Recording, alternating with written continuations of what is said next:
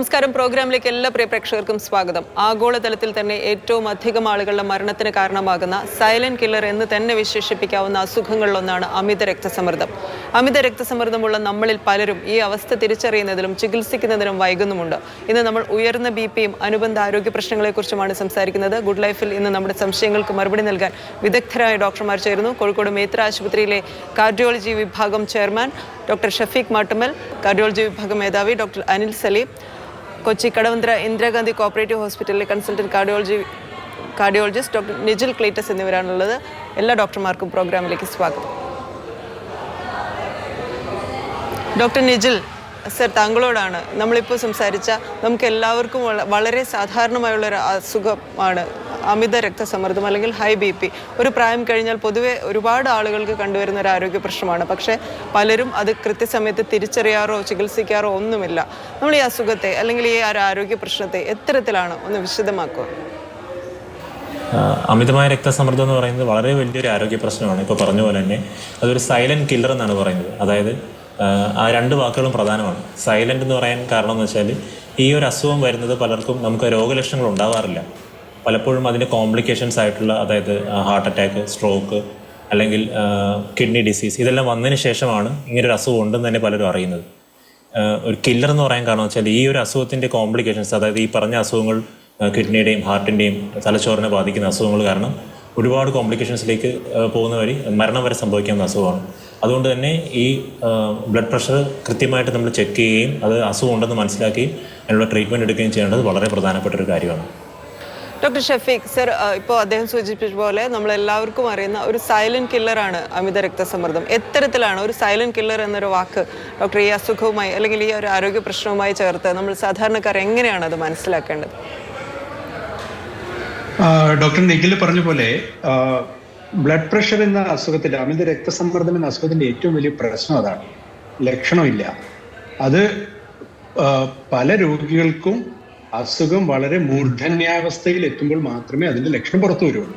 അപ്പൊ അതിന്റെ ഏറ്റവും വലിയ പ്രശ്നം എന്ന് പറയുന്നത് ബ്ലഡ് പ്രഷർ കൂടി വരുന്ന കുറെ കാലം രോഗി അത് അറിയുന്നില്ല.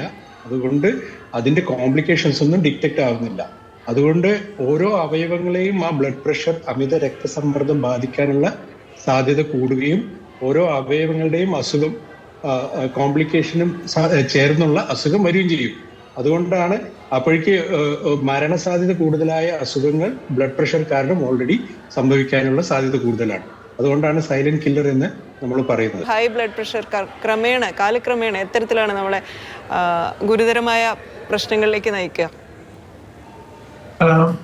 ബി പി ഉള്ള വ്യക്തികളുടെ ഭൂരിപക്ഷം ആളുകൾക്കും ഇത് സൈലന്റ് ആയതുകൊണ്ടും അവരെ സംബന്ധിച്ചിടത്തോളം ഇതിന്ന് പ്രശ്നങ്ങൾ ഇല്ലാത്തത് കൊണ്ടും നമ്മൾ സ്ഥിരമായിട്ട് കാണുന്നത്, നമ്മുടെ അടുത്തേക്ക് ഒരു പേഷ്യൻ്റ് എത്തുമ്പോൾ ആൾറെഡി അവർക്ക് ഒന്നെങ്കിൽ ഒരു കിഡ്നി ഡാമേജ് ആയിട്ടുണ്ടാവും ബി പി കാരണം, അതല്ലെങ്കിൽ കണ്ണിന്റെ കാഴ്ച നഷ്ടപ്പെട്ടിട്ടുണ്ടാവും, അതല്ലെങ്കിൽ സ്ട്രോക്ക് വന്നിട്ടുണ്ടാവും, അതല്ലെങ്കിൽ ചിലപ്പോൾ ഹാർട്ട് അറ്റാക്ക് സംഭവിച്ചിട്ടുണ്ടാവും.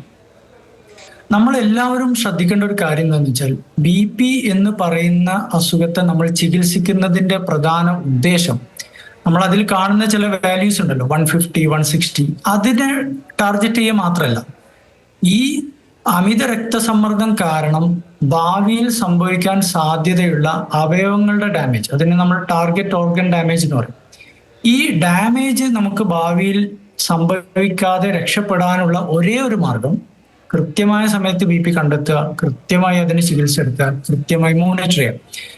വേറൊരു പ്രശ്നം എന്ന് വെച്ചാൽ, ഇങ്ങനെ ഡാമേജ് സംഭവിക്കുന്നുണ്ടെങ്കിൽ അതിന്റെ ലക്ഷണങ്ങൾ, ഒരു ഉദാഹരണം പറയുകയാണെങ്കിൽ കാഴ്ച അല്ലെങ്കിൽ കിഡ്നി ഒക്കെ ഡാമേജ് ചെയ്യുമ്പോൾ ആൾറെഡി അതിന്റെ ആ തുടക്ക സമയത്ത് പോലും ടെസ്റ്റുകളിൽ പോലും ചിലപ്പോൾ ഇത് കണ്ടെത്താൻ പറ്റണമെന്നില്ല. അപ്പോൾ നമ്മൾ ഒരു ബി പിയുടെ ഒരു സ്റ്റാർട്ടിങ് ഉണ്ടെങ്കിൽ തുടക്ക സമയത്ത് തന്നെ ഒരു ഡോക്ടറെ കാണുകയും കൃത്യമായ രീതിയിൽ അതിനൊരു പ്ലാൻഡ് ആയിട്ടുള്ള ഒരു പ്രിവെൻഷൻ അല്ലെങ്കിൽ ട്രീറ്റ്മെന്റ് ആയിട്ട് മുന്നോട്ട് പോയി വളരെ വളരെ അത്യാവശ്യം. ഡോക്ടർ ഷഫീഖ് സർ, ഉയർന്ന രക്തസമ്മർദ്ദത്തിലേക്ക് അല്ലെങ്കിൽ ഹൈ ബി പിയിലേക്ക് നയിക്കുന്ന പ്രധാന കാരണങ്ങൾ എന്തെല്ലാമാണ്? ബ്ലഡ് പ്രഷർ നമ്മുടെ നാട്ടിൽ വളരെ കോമൺ ആയിട്ട് കാണുന്നുണ്ട് ഇപ്പോൾ. ഇതിൽ 85% to 90% ഓഫ് ബ്ലഡ് പ്രഷറും പ്രായമാകുമ്പോൾ കാണുന്ന എസെൻഷ്യൽ ടൈപ്പ് ഓഫ് ഹൈപ്പർ ടെൻഷനാണ്. അതിൻ്റെ അർത്ഥം അത് മറ്റ് ഓർഗന്റെ അസുഖങ്ങൾ കൊണ്ടുണ്ടായ ബ്ലഡ് പ്രഷർ അല്ല, ബ്ലഡ് പ്രഷർ താനെ വരുന്നതാണ്.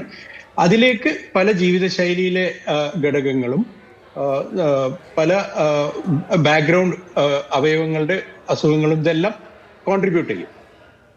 ബാക്കി 10% ബ്ലഡ് പ്രഷറിന്റെ കാരണങ്ങൾ, എസ്പെഷ്യലി ചെറുപ്പക്കാരിൽ അത് വരുമ്പോൾ അതിന് കിഡ്നിയുടെ മുകളിലുള്ള അഡ്രീനൽ ഗ്രന്ഥിയിലെ ഹോർമോണുകൾ, മറ്റ് രക്തക്കുഴലിന്റെ അസുഖങ്ങൾ, വാസ്കുലൈറ്റിസ് മുതലായ വാദസംബന്ധമായ രോഗങ്ങൾ, അങ്ങനെ പല രോഗങ്ങളും ഇതിന് കാരണമാണ്. പക്ഷെ അത് വളരെ ചെറിയ ഒരു ശതമാനം മാത്രമാണ്. ഏറ്റവും പ്രധാനപ്പെട്ടത് എസെൻഷ്യൽ ഹൈപ്പർ ടെൻഷൻ അഥവാ പ്രൈമറി ഹൈപ്പർ ടെൻഷനാണ്. ആ ഹൈപ്പർ ടെൻഷൻ താനെ ഉണ്ടാകുന്നതാണ്. പക്ഷെ അത് ഏത് പ്രായത്തിൽ നമുക്ക് വരുന്നു, അത് എത്ര ഗുരുതരമായി വരുന്നു എന്നുള്ളതെല്ലാം നമ്മുടെ ജീവിതശൈലിയിലും അതുപോലെ നമ്മുടെ സ്ട്രെസ് ലെവൽ, അങ്ങനെ പല ഘടകങ്ങളുമായിട്ട് ആശ്രയിച്ചിരിക്കുകയാണ്. ഒരു കുടുംബത്തിലെ ഒരു അംഗത്തിന് ബ്ലഡ് പ്രഷർ ഉണ്ടായിട്ടുണ്ടെങ്കിൽ മറ്റ് സിബ്ലിങ്സ്, അവരുടെ അടുത്ത ബന്ധുക്കളെല്ലാം ഇതിനെക്കുറിച്ച് അറിയേണ്ടത് ഇമ്പോർട്ടൻ്റ് ആണ്. കാരണം അവർക്കും ബ്ലഡ് പ്രഷർ ഇനിയും ഡെവലപ്പ് ചെയ്യാനുള്ള സാധ്യത ഫാമിലിയിലെ ബ്ലഡ് പ്രഷർ ഇല്ലാത്തവരെ വെച്ച് കമ്പയർ ചെയ്യുമ്പോൾ അതിനുള്ള സാധ്യത കൂടുതലാണ്. ഡോക്ടർ നിജിൽ, നമ്മളിപ്പോൾ പല ആളുകളും BP-ക്ക് കൃത്യമായി മരുന്ന് കഴിച്ചിട്ടും BP-യിൽ കുറവൊന്നും വരാറില്ല എന്ന് പൊതുവേ പരാതി കേൾക്കാറുണ്ട്. എന്തുകൊണ്ടാണ് BP-ക്ക് കൃത്യമായി മരുന്ന് കഴിച്ചിട്ടും രക്തസമ്മർദ്ദം ഗണ്യമായ തരത്തിൽ നോർമൽ ആവുകയോ അല്ലെങ്കിൽ കുറയാതെയോ തുടരുന്നതിൻ്റെ കാരണം എന്താണ്? അതിന് പല പല കാരണങ്ങളുണ്ട്. അതായത് നമ്മൾ മെഡിസിൻ മാത്രമല്ല BP-യുടെ ട്രീറ്റ്മെൻറ്റ് എന്ന് പറയുന്നത്. BP-യുടെ ട്രീറ്റ്മെൻറ്റ് മൾട്ടി ഫാക്ടറൽ ട്രീറ്റ്മെൻറ്റ്. നമ്മൾ മരുന്നുകൾ കഴിക്കുന്നതോടൊപ്പം തന്നെ ജീവിതശൈലിയിലുള്ള വ്യത്യാസങ്ങൾ വരുത്തുക. അതിൽ പ്രധാനപ്പെട്ട കാര്യം എന്ന് പറഞ്ഞാൽ ഉപ്പിൻ്റെ അളവ് നമ്മൾ കുറയ്ക്കുക. ഭക്ഷണത്തിൽ അച്ചാറ്, പപ്പടം, അതുപോലെ തന്നെ ഹൈ സോൾട്ടിൻ്റെയൊക്കെയുള്ള ഭക്ഷണങ്ങൾ ഒഴിവാക്കുക. ബോഡി വെയിറ്റ്, ഓവർ വെയിറ്റ് ആണെന്നുണ്ടെങ്കിൽ എക്സസൈസ് ചെയ്ത് അല്ലെങ്കിൽ ബോഡിയുടെ നമ്മുടെ ശരീരത്തിൻ്റെ വെയിറ്റ് കുറച്ച് കൊണ്ടുവരിക. അതൊരു പ്രധാനപ്പെട്ട കാര്യമാണ്. പിന്നെ നമ്മുടെ നമുക്ക് ജീവിതത്തിലുണ്ടാകുന്ന സ്ട്രെസ്സ് വളരെ പ്രധാനപ്പെട്ട ഒരു കാര്യമാണ്. സ്ട്രെസ്സ് കുറച്ചു കൊണ്ടുവരാനുള്ള കാര്യങ്ങൾ ചെയ്യുക. മെഡിറ്റേഷൻ, അതുപോലെ തന്നെ ഉറക്കത്തിൻ്റെ കാര്യം, കൃത്യമായിട്ടുള്ള സ്ലീപ്പ് മെയിൻറ്റെയിൻ ചെയ്യുക. ഇതെല്ലാം വളരെ പ്രധാനപ്പെട്ട കാര്യങ്ങളാണ്. നോൺ ഫാർമക്കോളജിക്കൽ മെഷേഴ്സ് വഴിയും BP-യുടെ മെഡിസിൻസിൻ്റെ അളവ് കൂട്ടുന്ന വഴിയും അതുപോലെ തന്നെ ജീവിതശൈലി വ്യത്യാസങ്ങൾ വരുന്ന വഴിയൊക്കെ നമുക്ക് BP കൺട്രോൾ ചെയ്ത് കൊണ്ടുവരാൻ സാധിക്കും. അത് പലതരം മെഡിസിൻസിൻ്റെ ചിലപ്പോൾ കോമ്പിനേഷൻ ചിലപ്പോൾ ഉപയോഗിക്കേണ്ടതായിട്ട് വരും. അങ്ങനെ നമുക്ക് അത് റെഗുലർ ചെക്കപ്പ് കൊണ്ട് മാത്രമേ നമുക്ക് സാധിക്കുള്ളൂ. അത് BP കൺട്രോൾ ആയി വരുന്നില്ല എന്ന് കരുതിയിട്ട് പിന്നെ ഫോളോ അപ്പ് ചെയ്യാതെയും മരുന്ന് നിർത്തി പോവുകയും ചെയ്യുമ്പോൾ പിന്നീട് ഒരുപാട് പ്രശ്നങ്ങളിലേക്കാണ് നമ്മൾ പോകുന്നത്. അപ്പോൾ ഇത് ശ്രദ്ധിക്കേണ്ട ഒരു കാര്യമാണ്. വ്യക്തമാണ്. ഡോക്ടർ ഷഫീഖ്, നമ്മൾ ഹൃദ്രോഗങ്ങളെ കുറിച്ച് സംസാരിക്കുകയാണെങ്കിൽ ഡോക്ടർ കാർഡിയോളജിസ്റ്റ് എന്ന നിലയിൽ എത്ര ഇമ്പോർട്ടൻ്റ് ആണ് ഹൈ BP, എത്രത്തോളം ഡേഞ്ചറസ് ആണ് ഹൃദയത്തിന്? ഓക്കെ, നേരത്തെ ഡോക്ടർ അനിൽ പറയുകയുണ്ടായി ഹൃദയം ഈ ബ്ലഡ് പ്രഷറിന് പ്രതികരിക്കുന്ന പല രീതിയിലാണ്. അതിൽ ഒന്ന്, ബ്ലഡ് പ്രഷർ കൂടിയിരിക്കുന്ന സമയത്ത് ഹൃദയത്തിന്റെ ഭിത്തിക്ക് തടിപ്പ് വരും, ഹൈപ്പർട്രോഫി എന്ന് പറയും. ഹൃദയത്തിന്റെ ഭിത്തിക്ക് പ്രോഗ്രസീവായിട്ട് ബ്ലഡ് പ്രഷർ നിയന്ത്രണത്തിലല്ലെങ്കിൽ ഭിത്തിയുടെ തടിപ്പ് കൂടുന്നത് ആക്ച്വലി ഹൃദയത്തിന്റെ പ്രവർത്തനത്തിന് നല്ലതല്ല. അപ്പൊ അങ്ങനത്തെ ആളുകൾക്ക് അതിനനുസരിച്ചിട്ടുള്ള ബ്ലഡ് പ്രഷറിന്റെ ടാബ്ലറ്റ്സ് നമ്മൾ പ്രിസ്ക്രൈബ് ചെയ്യണം. രണ്ടാമത്തേത്, ബ്ലഡ് പ്രഷർ കൺട്രോൾ ആവാതെ നിൽക്കുകയാണെങ്കിൽ അത് രക്തക്കുഴലുകളിലും നല്ല മാറ്റങ്ങൾ ഉണ്ടാക്കും. അപ്പൊ ഹൃദയത്തിന്റെ മസിലിന് സപ്ലൈ ചെയ്യുന്ന കൊറോണറി ആർട്ടറി ഡിസീസ്, കൊറോണറി ആർട്ടറിയിൽ അതിലൊക്കെ സ്ക്ലീറോസിസും അതുപോലെ തന്നെ അതിന് എൻഡോത്തീലിയൽ ഇഞ്ചുറി ഉണ്ടാക്കുമ്പോൾ അതിൽ ബ്ലോക്ക് വരാനുള്ള സാധ്യത കൂടുതലാണ്. അത് ഹാർട്ട് അറ്റാക്ക് ഉണ്ടാക്കുക. മൂന്നാമത്, വലിയ രക്തക്കുഴലുകളിൽ ബ്ലഡ് പ്രഷർ വളരെയധികം കൺട്രോൾ ഇല്ലാതെ വളരെ ഹൈ ലെവലിൽ കണ്ടിന്യൂസ് ആയി നിൽക്കുന്ന ആളുകൾക്ക് ഒരു സുപ്രഭാതത്തിൽ പെട്ടെന്നൊരു സ്ട്രെയിൻ ചെയ്യുന്നു, വലിയൊരു വെയിറ്റ് എടുത്ത് പൊക്കുന്നു. അപ്പോൾ പെട്ടെന്ന് നെഞ്ചുവേദന വരുന്ന നമ്മൾ CT സ്കാനൊക്കെ എടുത്ത് നോക്കുമ്പോൾ കാണാം അയോർട്ട അഥവാ മഹാധമനിയിൽ പൊട്ട് സംഭവിക്കുന്നതിന് അയോർട്ടിക് ഡിസെക്ഷൻ എന്ന് പറയുന്നത്. ഇതൊക്കെ ബ്ലഡ് പ്രഷർ കൺട്രോൾ ക്രമാതീതമായി വർദ്ധിച്ചു നിൽക്കുന്ന രോഗികളിൽ കാണാൻ സാധ്യതയുള്ള കോംപ്ലിക്കേഷൻസ് ആണ്. വ്യക്തമാണ്. ഡോക്ടർ അനിൽ സലീം, എങ്ങനെയാണ് ഇപ്പോൾ ഹൃദ്രോഗിയായ ഒരാൾ അല്ലെങ്കിൽ നിലവിൽ അമിത രക്തസമ്മർദ്ദമുള്ള അതിന് മരുന്ന് കഴിക്കുന്ന ഹൃദ്രോഗവുമുള്ള ഒരു വ്യക്തി എത്തരത്തിലാണ് അവരുടെ ബ്ലഡ് പ്രഷർ ഉയരുന്നു അല്ലെങ്കിൽ ഇത്തരത്തിലൊരു ഒരു വാർണിംഗ് സൈൻസ്, സൂചനകൾ എങ്ങനെയാണ് മനസ്സിലാക്കേണ്ടത്? പലപ്പോഴും സൂചനകൾ ഉണ്ടാവില്ല എന്നുള്ളതാണ് സങ്കടകരമായിട്ടുള്ള കാര്യം. ഡോക്ടർ ഷഫീഖ് പറഞ്ഞ പോലെ ചെറിയ സട്ടിലായിട്ടുള്ള ലക്ഷണങ്ങൾ നമ്മൾ സൂക്ഷിച്ച് നോക്കുകയാണെങ്കിൽ, ഒബ്സർവ് ചെയ്യുകയാണെങ്കിൽ മനസ്സിലാവും. എന്ന് വെച്ചാൽ ചെറിയൊരു ഇതുവരെ കിതപ്പ് അനുഭവപ്പെടാത്തൊരു വ്യക്തി ഇപ്പൊ സ്റ്റെപ്പൊക്കെ കയറുമ്പോൾ ചെറിയൊരു അസ്വസ്ഥത വരിക, അതല്ലെങ്കിൽ ഇനി കൂടിയ രൂപത്തിൽ അത് ഹൃദയത്തെ ബാധിച്ച് ബ്ലോക്കിലേക്ക് പോയിട്ടുണ്ടെങ്കിൽ കൃത്യമായും നെഞ്ചുവേദന വരെ അനുഭവപ്പെടാനും സാധ്യതയുണ്ട്. BP എന്ന് പറയുന്ന അവസ്ഥ അതിലൂടെ ഒരു 5-10 വർഷം കടന്നു പോയിട്ടുള്ള ഒരു വ്യക്തിയാണെങ്കിൽ ലക്ഷണം ഇല്ലെങ്കിൽ പോലും കൃത്യമായ ഇടവേളകളിൽ ചില ഹാർട്ട് ടെസ്റ്റുകൾ ചെയ്യുന്നത് നന്നായിരിക്കും. ഓരോരുത്തരുടെയും ലക്ഷണങ്ങളും അവരുടെ സാഹചര്യങ്ങളും അവരുടെ റിസ്ക്കും അനലൈസ് ചെയ്തിട്ട് ഒരു കാർഡിയോളജിസ്റ്റിന് ഈ ടെസ്റ്റുകൾ ഏതാണ് വേണ്ടത് എന്നുള്ളതും ചൂസ് ചെയ്തിട്ട് പറഞ്ഞു കൊടുക്കാൻ വേണ്ടിയിട്ട് സാധിക്കും. ഡോക്ടർ നിജിൽ, നേരത്തെ ഡോക്ടർ ഷഫീഖ് സൂചിപ്പിക്കുകയുണ്ടായി, ഇപ്പോൾ അമിത രക്തസമ്മർദ്ദം ഹൃദയത്തെ മാത്രമല്ല കണ്ണുകളെ, വൃക്കകളെ, മറ്റ് അവയവങ്ങളെ ഒക്കെ ബാധിച്ചേക്കാം. ഡോക്ടർ, എങ്ങനെയാണ് മറ്റ് അവയവങ്ങളുടെ കാര്യം എങ്ങനെയാണെന്ന് വിശദമാക്കുക?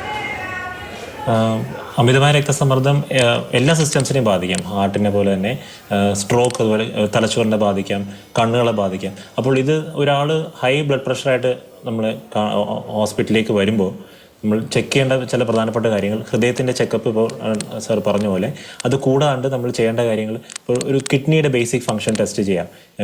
കിഡ്നിയെ ബാധിച്ചിട്ടുണ്ടോ എന്ന് അറിയാൻ വേണ്ടി റീനൽ ഫംഗ്ഷൻ ടെസ്റ്റ് എന്ന് പറയും. ക്രിയാറ്റിൻ ലെവൽസ് ചെക്ക് ചെയ്യാം. യൂറിൻ ആൽബുമിൻ ലെവൽസ് നോക്കും. യൂറിനിലൂടെ പ്രോട്ടീൻ പോകുന്നുണ്ടോ എന്നുള്ളത് പരിശോധിക്കാനുള്ള ടെസ്റ്റ് നോക്കാം.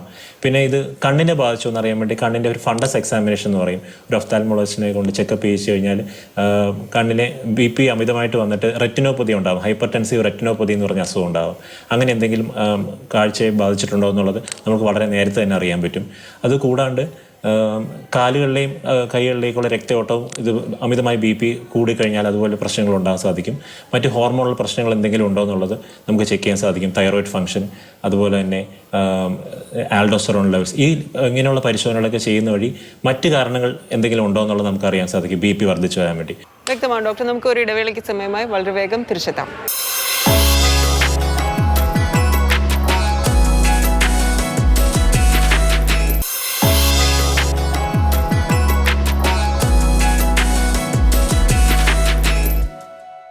തുടരുന്നു. നമ്മളിന്ന് സംസാരിക്കുന്നത് നമുക്കെല്ലാം വളരെ സാധാരണമായിട്ടുള്ള ഒരു ആരോഗ്യ പ്രശ്നത്തെക്കുറിച്ചാണ്, അമിത രക്തസമ്മർദ്ദം അഥവാ ഹൈ BP. ഡോക്ടർ ഷഫീഖ്, നമ്മൾ സംസാരിക്കുമ്പോൾ BPയുടെ മരുന്ന് കഴിക്കുന്നവർക്ക് കൊടുക്കാനുള്ള നിർദ്ദേശങ്ങൾ ഇപ്പോൾ പൊതുവേ പറഞ്ഞു കേൾക്കാറുണ്ട്. ഒരിക്കൽ BPയുടെ മരുന്ന് സ്റ്റാർട്ട് ചെയ്ത് കഴിഞ്ഞാൽ അത് സ്വയം നിർത്താൻ പാടില്ല, ആ മരുന്ന് മുടക്കാൻ പാടില്ല എന്നൊക്കെ. ഡോക്ടർ, BPയുടെ മരുന്ന് കഴിക്കേണ്ടത് ഏത് തരത്തിലാണ്? അതുമായി ബന്ധപ്പെട്ട് ഓരോ രോഗിയും ഓരോ വ്യക്തിയും അറിഞ്ഞിരിക്കേണ്ടത് എന്തെല്ലാമാണ്? വളരെ പ്രായോഗികമായ ക്വസ്റ്റ്യൻ, എല്ലാവരുടെയും മനസ്സിൽ വരുന്ന ക്വസ്റ്റ്യൻ ആണ്. മെഡിസിൻ സ്റ്റാർട്ട് ചെയ്യുമ്പോൾ ഏറ്റവും പ്രധാനപ്പെട്ടത് ആ മെഡിസിന് പറഞ്ഞ കാലയളവിൽ കൃത്യമായിട്ട് കഴിക്കുക എന്നുള്ളതാണ്. മെഡിസിൻ കൃത്യമായിട്ട് കഴിച്ച് മിനിമം 2 വീക്സ് അല്ലെങ്കിൽ 1 മന്ത് കഴിയുമ്പോൾ മാത്രമേ പിന്നെ നമ്മൾ ഡോസ് അഡ്ജസ്റ്റ് ചെയ്യുകയുള്ളൂ. അപ്പോൾ ചില ശരീരങ്ങളിൽ ചില മരുന്നുകൾ കൂടുതലായിട്ട് പ്രവർത്തിക്കും, ചിലത് നന്നായി പ്രവർത്തിച്ചോളണമെന്നില്ല. അപ്പൊ അതൊക്കെ പലപ്പോഴും 1, 2, 3, 4 വിസിറ്റിൽ സെയിം ഡോക്ടറെ കാണുമ്പോൾ മാത്രമേ നമുക്ക് അത് അഡ്ജസ്റ്റ് ചെയ്യാൻ പറ്റുള്ളൂ. So that is called dose titration. അപ്പോൾ യൂഷ്വലി ഒരു രോഗിക്ക് ബ്ലഡ് പ്രഷറിന്റെ ഡോസ്, അദ്ദേഹത്തിന് വേണ്ട ഡോസ് എത്താൻ ചിലപ്പോൾ 2, 3 വിസിറ്റ് വേണ്ടി വന്നേക്കാം. അതിന്റെ അർത്ഥം അയ്യോ ഈ ഡോക്ടർ നല്ലതല്ല, അല്ലെ ഈ മരുന്ന് നല്ലതല്ല എന്ന് പറഞ്ഞ് പെട്ടെന്ന് ഷിഫ്റ്റ് ചെയ്യുന്നവരെ അത് നല്ലതല്ല. ഇതിന് യൂഷ്വലി കുറച്ച് സമയമെടുക്കും. പക്ഷെ എന്ത് തന്നെ ആയിക്കഴിഞ്ഞാലും ബ്ലഡ് പ്രഷർ കുറയും. ഇനി നമ്പർ 2, മരുന്ന് നമുക്ക് ഒരിക്കൽ തുടങ്ങിയാൽ നിർത്താൻ പറ്റുമെന്നുള്ളതാണ്. നമ്മുടെ ഗോൾ എന്ന് പറയുന്നത് ബ്ലഡ് പ്രഷറാണ്. അമിത രക്തസമ്മർദ്ദമുള്ള ആളുടെ ചികിത്സയുടെ ലക്ഷ്യം ആ രക്തസമ്മർദ്ദം കുറയ്ക്കുക എന്നുള്ളതാണ്. അത് ഏത് മെത്തേഡിലൂടെ ആണെങ്കിലും. ഉദാഹരണത്തിന് 100 കിലോ ഉള്ള ആൾ അമിതമായി ഭക്ഷണം കഴിക്കുന്നു, അടിച്ചു പൊളിച്ച് ജീവിക്കുന്ന ഒരാൾ, ഓക്കെ, അദ്ദേഹത്തിന്റെ ബ്ലഡ് പ്രഷർ 160/90 ആണ്. നമ്മൾ ജീവിതശൈലിയിൽ ഇങ്ങനെ ഒരു ഓപ്ഷൻ ഉണ്ടെന്ന് പറഞ്ഞു കൊടുക്കുന്നു. വളരെ വിഗറസ് ആയിട്ട് വെയിറ്റ് കുറച്ച് 30 കിലോ കുറച്ചു, ചിലപ്പോൾ അയാളുടെ BP മരുന്നില്ലാതെ തന്നെ കൺട്രോൾ ചെയ്യാൻ പറ്റും. നമുക്ക് അനുഭവങ്ങളുണ്ട്. വളരെ അമിതമായി ബ്ലഡ് പ്രഷർ ഉണ്ടായിരുന്ന ഒബീസ് ആയിട്ടുള്ള അമിതവണ്ണമുള്ള ആളുകൾ വെയിറ്റ് 15-20 കിലോ കുറച്ചപ്പോൾ മരുന്ന് നിർത്തിയ അനുഭവങ്ങളുണ്ട് ഞങ്ങൾക്ക്. അപ്പോൾ അതിന്റെ അർത്ഥം ഒരിക്കൽ വേണ്ടി വന്നാൽ എന്നും മരുന്ന് വേണമെന്നല്ല അതിന്റെ അർത്ഥം. പക്ഷെ ഗോൾ നമ്മുടെ തെറാപ്യൂട്ടിക് BP ലെവൽ, അതായത് BP നോർമലായ ലെവലിലേക്ക് എത്താൻ വേണ്ടിയിട്ട് മരുന്ന്, ജീവിതശൈലി നിങ്ങൾക്ക് പറ്റുന്നില്ലെങ്കിൽ, ജീവിതശൈലി വർക്ക് ചെയ്യുന്നില്ലെങ്കിൽ മരുന്ന് കഴിച്ചേ മതിയാകും. ഡോക്ടർ അനിൽ സലീം, ഇപ്പോൾ ഷഫീഖ് ഡോക്ടർ പറഞ്ഞതിൽ നിന്ന് ഒരു പ്രധാനപ്പെട്ട കാര്യം, BP ഉള്ള 30-40 വയസ്സ് കഴിഞ്ഞ പല ആളുകളിലും പ്രമേഹം കൂടി കണ്ടുവരാറുണ്ട്. പ്രമേഹവും അമിത രക്തസമ്മർദ്ദവും ഇത് രണ്ടിൻ്റെയും കോമ്പിനേഷൻ ഹൃദയാരോഗ്യത്തിന് വളരെ ഹാനികരമാണെന്ന് കേട്ടിട്ടുണ്ട്. എങ്ങനെയാണ് ഡോക്ടർ പ്രമേഹ രോഗമുള്ള അമിത രക്തസമ്മർദ്ദമുള്ള രോഗികൾക്ക് നൽകാനുള്ള നിർദ്ദേശങ്ങൾ എന്തെല്ലാമാണ്? പ്രമേഹവും ബ്ലഡ് പ്രഷറും ഒരേപോലെ രക്തക്കൊഴലുകളെ ബാധിക്കുന്നുണ്ടെങ്കിലും ഇത് രണ്ടും ഒരു വ്യക്തിക്ക് ഒരുമിച്ച് വരികയാണെങ്കിൽ ഇതിന്റെ ഒരു കോമ്പൗണ്ടിങ് എഫക്റ്റ് എന്ന് പറയുന്നത് വളരെ വളരെ പ്രവചനാതീതമായിരിക്കും. പ്രത്യേകിച്ച് ഈ പറഞ്ഞ രണ്ട് അസുഖങ്ങളും കിഡ്നിയെ ബാധിക്കാനും ഒരുപോലെ സാധ്യതയുണ്ട്, കണ്ണിനെ ബാധിക്കാനും സാധ്യതയുണ്ട്. ഇത് രണ്ടും വരുന്ന ഒരു വ്യക്തിയെ സംബന്ധിച്ചിടത്തോളം പലപ്പോഴും നമ്മൾ കണ്ടുവരുന്നത് എന്താണെന്ന് വെച്ചാൽ ഒരു 4-5 വർഷം കൊണ്ട് അല്ലെങ്കിൽ ഒരു 10 വർഷം കൊണ്ട് വരാൻ സാധ്യതയുള്ള കോംപ്ലിക്കേഷൻസ് ഈ പറഞ്ഞ വ്യക്തികൾക്ക് വളരെ നേരത്തെ തന്നെ സ്റ്റാർട്ട് ചെയ്യാനുള്ള ഒരു സാധ്യതയുണ്ട്. മറ്റൊരു കാര്യം എന്താണെന്ന് വെച്ചാൽ പലപ്പോഴും നമ്മൾ പ്രമേഹമുള്ള വ്യക്തികൾക്ക് വേറെ ആവശ്യത്തിനായിട്ട് ചില ടെസ്റ്റുകൾ ചെയ്യുമ്പോൾ അതല്ലെങ്കിൽ BP ഉള്ള ഒരു വ്യക്തിക്ക് ചില ടെസ്റ്റുകൾ ചെയ്യുന്ന സമയത്ത് ഇൻസിഡന്റലായിട്ട് എന്ന് വെച്ചാൽ നമ്മൾ പ്രതീക്ഷിക്കാത്ത രീതിയിലുള്ള ഡാമേജുകൾ കണ്ടെത്താനുള്ള സാധ്യത ഇങ്ങനെയുള്ള വ്യക്തികൾക്ക് കൂടുതലാണ്.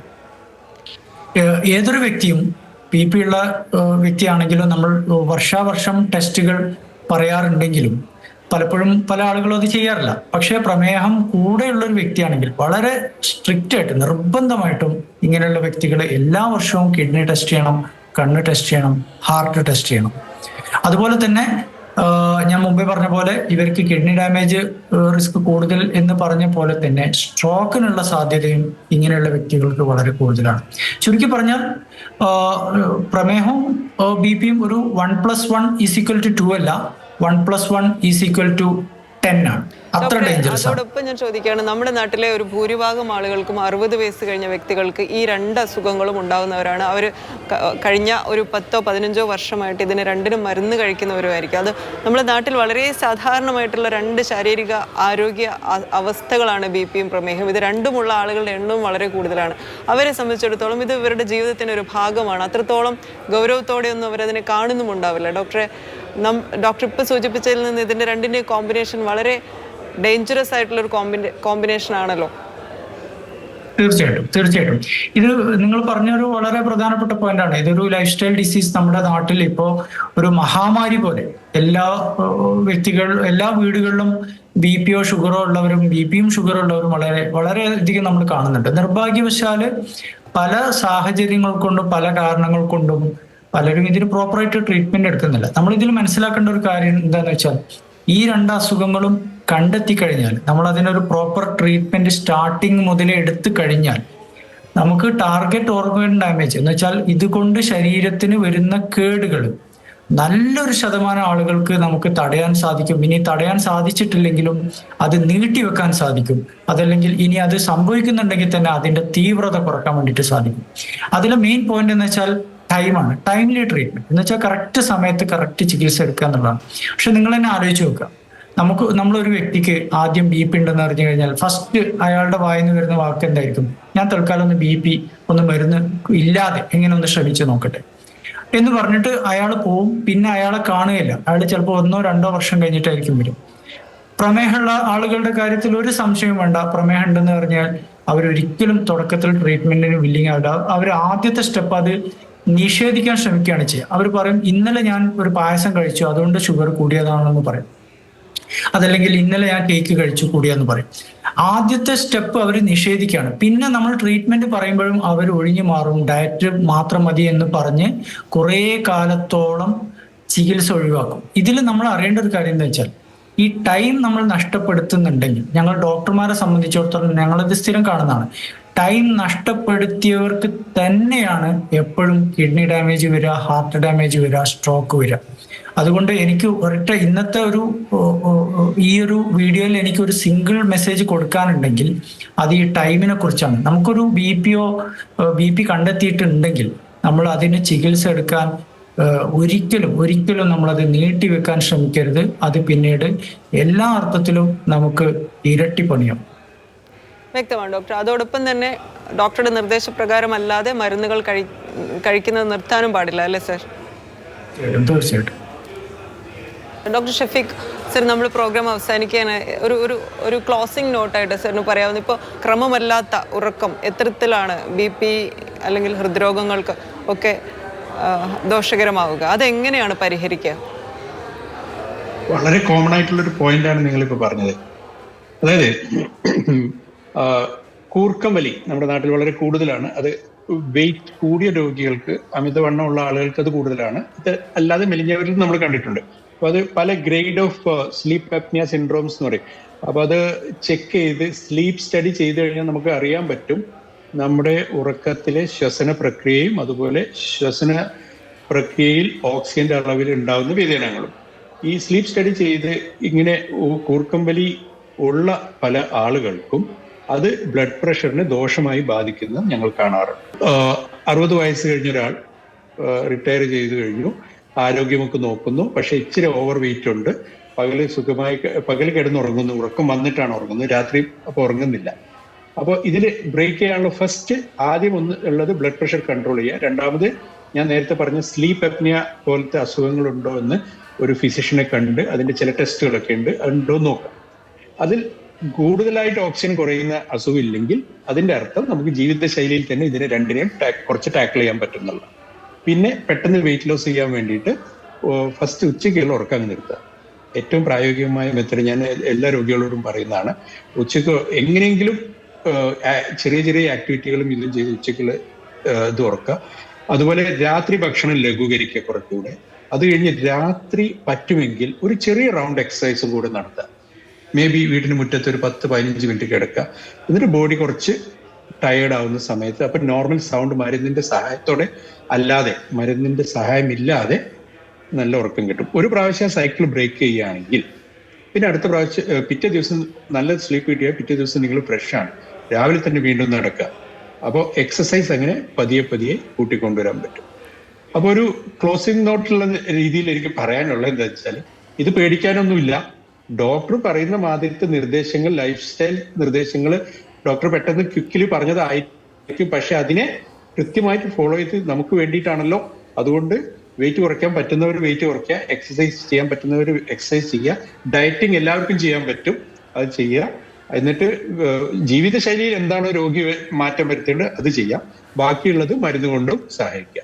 40 വയസ്സുള്ള ഒരാൾക്ക് നിങ്ങൾക്ക് ഇനിയും 20, 30, 40 ഇയേഴ്സിലേക്ക് ഈ ബ്ലഡ് പ്രഷറിനെ മാനേജ് ചെയ്യാനുണ്ട്. നിങ്ങളിൽ ജീവിതശൈലി രോഗങ്ങൾ വരാതിരിക്കാനുള്ള ചേഞ്ചസ് വരുത്തേണ്ടത് വളരെ അഗ്രസീവ് ആയിരിക്കണം, നേരത്തെ വേണം, ചെക്കപ്പുകൾക്ക് ശേഷം എത്രയും പെട്ടെന്ന് തന്നെ തുടങ്ങും.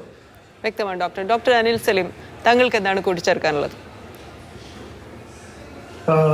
പ്രായം ഉള്ളവരിൽ കാണുന്ന BP-യെക്കാളും വളരെ ഗൗരവത്തിലെടുക്കേണ്ടതാണ് ചെറുപ്രായത്തിൽ വരുന്ന BP. എന്ന് വെച്ചാൽ ഒരു എബൌട്ട് 20-25 ഇയേഴ്സ് വരുന്ന BP. അതിന് പലപ്പോഴും മൂല കാരണം വേറെ അസുഖമായിരിക്കും. ഇതിനെ നമ്മൾ സെക്കൻഡറി ഹൈപ്പർ ടെൻഷൻ എന്ന് പറയും. ഇങ്ങനെയുള്ള വ്യക്തികൾ ഉടനെ നേരെ പോയിട്ട് BP-യുടെ ചികിത്സയോ BP-യുടെ മരുന്നോ കഴിക്കുന്നതിന് പകരം കുറച്ച് ടെസ്റ്റുകൾ ചെയ്ത് ഇതിന്റെ കാരണം എന്തെന്ന് കണ്ടെത്തി ആ കാരണത്തിന് ട്രീറ്റ് ചെയ്യാൻ വേണ്ടിയിട്ട് ശ്രമിക്കുക. പല വ്യക്തികളും ഈ പറഞ്ഞ വഴിയിലൂടെ കടന്നു പോവാത്തത് കാരണം പെർമനന്റ് ആയിട്ട് കിഡ്നി ഡാമേജ് ആയിട്ട് പോയിട്ടുള്ള നമ്മൾ ഒരുപാട് കണ്ടിട്ടുണ്ട്. അതല്ലെങ്കിൽ സ്ട്രോക്ക് വന്നത് കണ്ടിട്ടുണ്ട്. അപ്പോൾ നമ്മൾ BP എന്ന് പറയുന്നതിൽ പ്രായം ഒരു ഘടകമാണ്. ചെറുപ്പക്കാരിലെ BP അപ്രോച്ച് ചെയ്യുന്ന പോലെയല്ല പ്രായമുള്ളവർക്ക് അപ്രോച്ച് ചെയ്യുക. ഈ ഒരു പോയിന്റ് പലപ്പോഴും പലരും അവഗണിക്കുന്നതായിട്ട് കണ്ടിട്ടുണ്ട്. അതുകൂടെ നമ്മളൊന്ന് ശ്രദ്ധിക്കുന്നത് നന്നായിരിക്കും. വ്യക്തമാണ് ഡോക്ടർ. വളരെയധികം നന്ദി. വളരെ വിശദമായി നമ്മളോട് സംസാരിച്ചു. പ്രോഗ്രാം അവസാനിക്കുകയാണ്. പ്രോഗ്രാമിൽ പങ്കെടുത്ത 3 ഡോക്ടർമാർക്കും, doctor Shafeeq, doctor Anil Saleem, doctor Nijil, 3 പേർക്കും നന്ദി. പ്രോഗ്രാം അവസാനിക്കുന്നു. ഇനി ഒരു ഇടവേളയാണ്. ഇടവേളയ്ക്ക് ശേഷം വാർത്തകൾ തുടരും. നമസ്കാരം.